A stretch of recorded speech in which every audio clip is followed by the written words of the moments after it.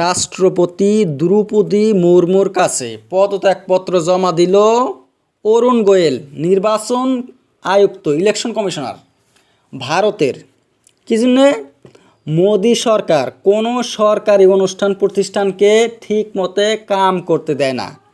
কাজেই ভারতের top IAS অফিসারদেরকেও resign দিতে হয়।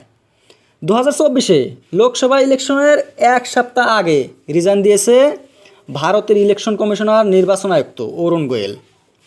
2018-তে রিজাইন দিয়েছিল, পদত্যাগ করেছিল রিজার্ভ ব্যাংকের গভর্নর উর্জিত প্যাটেল।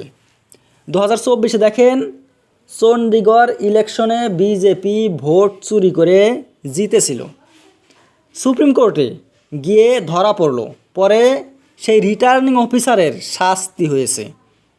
আসামের এনআরসির কোঅর্ডিনেটর ছিল প্রতীক Hajela.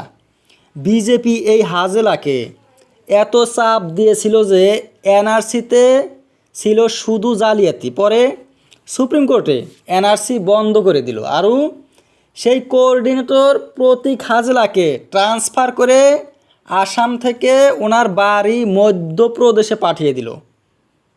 Election commission, NRC, bank, ED, CBI সবখানে রয়েছে কি বিজেপির জালিয়াতি। ওই জন্যে এত বড় বড় অফিসারদেরও রিজাইন দিতে হয়। রিজার্ভ ব্যাংকের গভর্নর, ইকোনমিক্স, অর্থনীতির সবচেয়ে বড় অফিসার, তার দিতে হয়েছে রিজাইন। কী জন্যে? আমি একটা বড় চাকরিতে জয়েন করব, সেখান থেকে রিজাইন কেন দিব?